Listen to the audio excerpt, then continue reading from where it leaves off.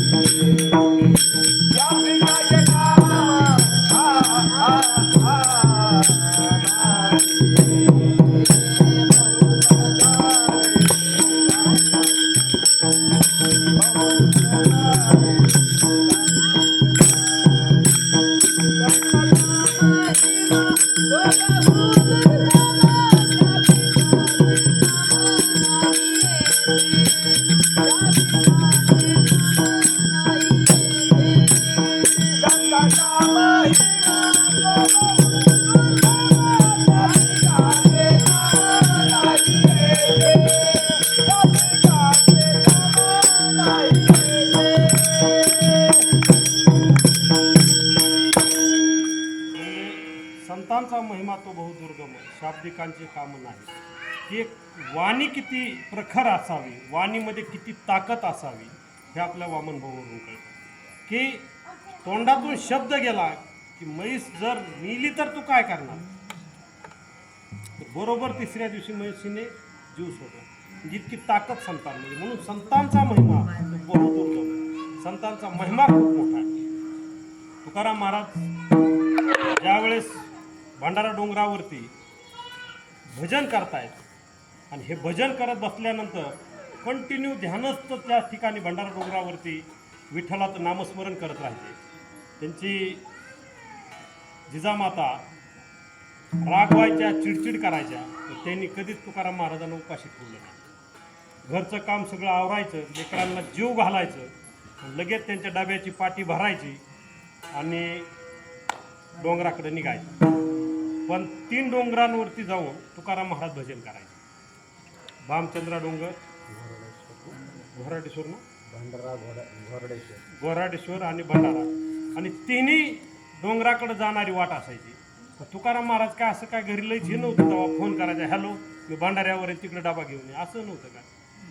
पुन्हा घरी सांगूनच जायचं नव्हतं. एक तर जाऊन देणार नाही बायको, किरकिरीमुळं गपचिप निघायचं. सांगायचं बी नाही ह्या डोंगरावर चालू होते आणि ते डोंगरावर जायचं. ती काही तर एखाद्या रानात नाही, गावाच्या जवळ मंदिरात नाही, काय नाही. कोणाला विचारतं ए बाळा दिसला का त्या महादेव मंदिरात, दिसलं गाव जटाशंकरला, दिसले का मल्लिकार्जुनला, काहीच विचारायचं नाही. ज्यावेळेस ती जिजामाता डबा घेऊन निघत होती त्यावेळेस मग जिजामातेने काय करावं म्हणून ठरवायचं. ज्यावेळेस विचारग्रस्त होत, ज्या ठिकाणी वाट फुटते, एक भंडारा डोंगराकडे वाट जाते, एक भामचंद्र डोंगराकडे वाट जाते. मग ओळखायचं कसं, तर त्यावेळेस त्यांनी खाली पाठी टेकवायची आणि त्या वाटाला कान लावायचं. वाटाला कान लावल्यावर ज्या वाटेमधून विठ्ठल विठ्ठल नाव येईल त्या वाटेने तुकाराम महाराजाकडे जायचं. आणि मग तिथं गेल्यानंतर मग तो डबा द्यायचा आणि तुकाराम महाराजांना जीव घालायचा. म्हणजे पत्नीची पतीवरती किती श्रद्धा असावी, संतांची देवावर किती अधिकार असावा. म्हणजे तुकाराम महाराजांनी सतत विठ्ठलाचं नामस्मरण केलं आणि नामस्मरण केल्यामुळं त्यांच्या पोटाची व्यवस्था पांडुरंगाने करावी. ती स्वतः त्यांच्या पत्नीला वाटेमधून विठ्ठल विठ्ठल नामस्मरण ऐकू यावं. म्हणजे कितीही संत झाले तरी अशा तुकाराम महाराजांसारखे संत होणार नाहीत, कारण वाट त्यांच्यासाठी विठ्ठल विठ्ठल बोलत होती. हेच अभंगाचं दुसरं चरण.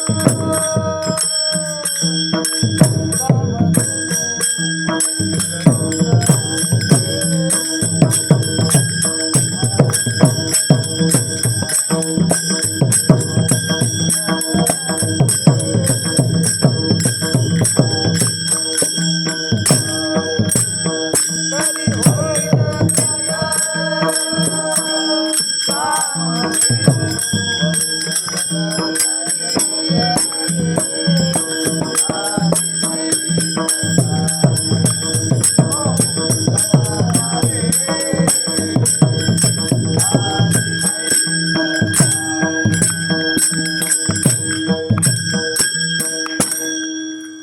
कितीही दूध देणाऱ्या गायी झाल्या, कितीही दूध देऊ द्या, बादली बादली 10 बादली देऊ द्या, तरी काम देणं होऊ शकत नाही. तसं तुकाराम महाराजांसारखे संत या पृथ्वीवरती पुन्हा होणे नाही. तुकाराम महाराज हे तुकाराम महाराजच, कारण की अधिकार इतका होता की माती सुद्धा विठ्ठल विठ्ठल बोलत होती. हा अधिकार म्हणजे हा अधिकार आपल्याला प्राप्त करायचा असेल तर हरिकीर्तन भजन यामध्ये आलं पाहिजे. मग अशी बरीच लहान लहान मुलं होती, आता उशीर झाल्यामुळे गेली.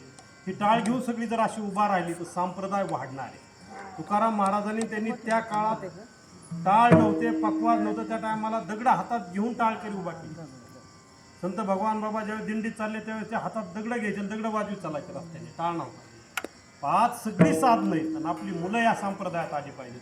म्हणून या परिसरामधले आपले जी काही सगळी लोक आहेत त्यांनी तिसरा सोमवार म्हणजे महिन्यातले 2 दिवस 2 तास फक्त, 1 महिन्यातले फक्त 2 तास तुम्हाला इथे कीर्तनासाठी द्यायचे. आणि हा कार्यक्रम जर आपल्याला मोठा वाढवायचा असेल तर प्रत्येक या जामखेड शहरामध्ये एवढी मोठी लोकसंख्या आहे, प्रत्येकाचा वाढदिवस कधी ना कधी लोक घरात करतात, बाहेर रस्त्यावर करतात, दहाव्यावर जाऊन करतात, DJ लावून करतात.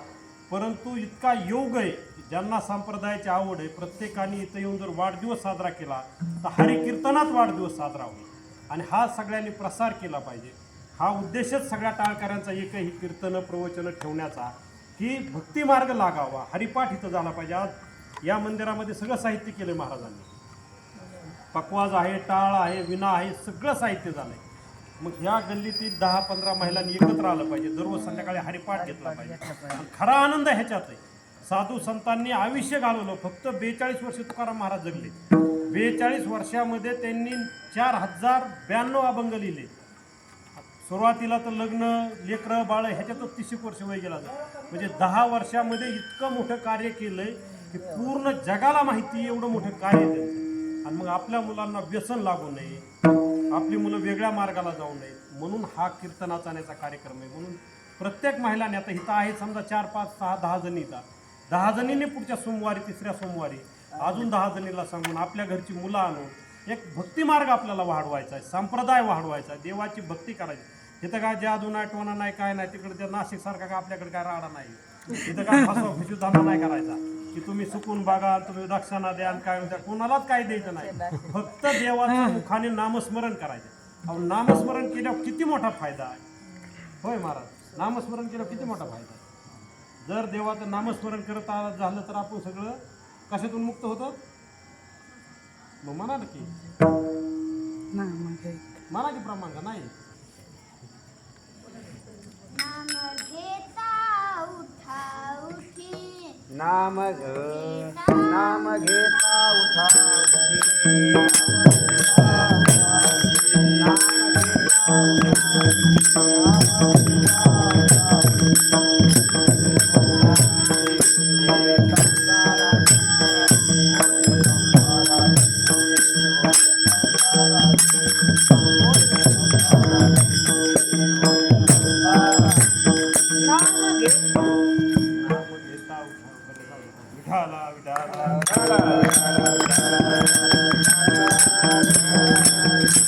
जर नामस्मरण केलं, तुकाराम महाराज एका अभंगामध्ये सांगतात की नाम घेता उठवते. महाराज मला घरी म्हणले तुम्ही हिवळ म्हणा, म्हणजे मी बरोबर म्हणतो. त्यांनी का माझ्यावरच केलं. म्हणजे जर देवाचं जर नामस्मरण केलं तर तुकाराम महाराज नाम घेता उठावती होय संसाराचे तुझे. जर नामस्मरण आपण उठता बसता जर घेतलं तर या संसारातून मुक्त होतो. पण आपण उठता बसता काय करतो, लोकांची कुचनिंदा. महाराजच हे असे तर बारगेज महाराज असे करते, मेजरतच करते, सातपुते महाराज असे करते, राजबी महाराज तिसरंच चालू आहे. आपण फक्त एकमेकाची निंदा करत बसतो आणि निंदा केला की वाद वाढला आणि वाद वाढला की अधोगती झाली. शेजाऱ्याबरोबर बोलायचं नाही का तर निंदा केली, काहीच कारण नसतं. उगत उगत तिच्याची तिने साडी अशी घेतली, काय ती धडे ह्याने दिली, काय घेणं नाही देणं, कुणी देऊ नाही तर रस्त्यावर पडू, काय घेणं आपल्याला. पण आपण लोकांचे उठरेटे करतो तर उतारेटा केल्यावर वाद वाढतो. तुमचा वाद वाढला आम्हाला फायदा 11 ते 5ला तिकडे, पण ह्याच व्यासपीठावर उपयोग नाही. पण वादात तिथे संसार उद्ध्वस्त झाले आणि ह्या का होतात तर नको त्या गोष्टीमुळे होतात. प्रत्येकाने जर कामामध्ये कामं मना राम राम सतत काम करत राहिलं, देवाचं नामस्मरण केलं, वादविवाद होणार नाही म्हणून हा संप्रदाय आपल्या सगळ्यांना वाढवायचा आहे. सगळ्यांनी जास्तीत जास्त या.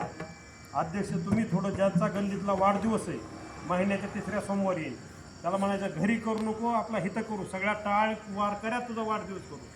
इथं तुझा काय केक काप काय आणायचे आणि केक सुद्धा आणू नको पण तुझा वाढदिवस संप्रदायात करू हे सगळ्याला आपण सांगा. आता आम्ही सुद्धा पत्रिका अगोदर 8 दिवस बनवू, सगळ्यांना आम्ही पाठवू आणि तुमचे सुद्धा ज्यांचे काय नंबर आहे ज्यांचे व्हॉट्सअप नंबर आहेत ते सुद्धा जॉईन करू. आपण 10-10 लोकांचे सगळे ग्रुप करू ज्या त्या परिसरामध्ये, म्हणजे प्रत्येकाला त्याची माहिती होईल. एक जणाला टाकला की गल्लीतल्या सगळ्या ग्रुपला माहिती होईल. अशा प्रकारे आपण वाढवण्याचं काम करू.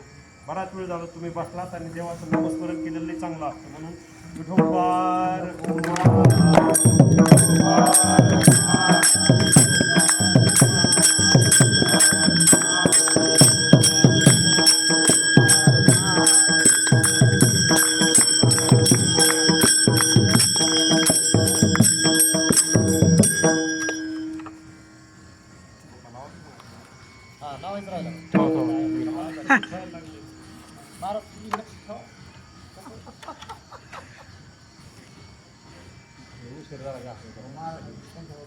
विठ्ठल विठ्ठल विठ्ठल विठ्ठल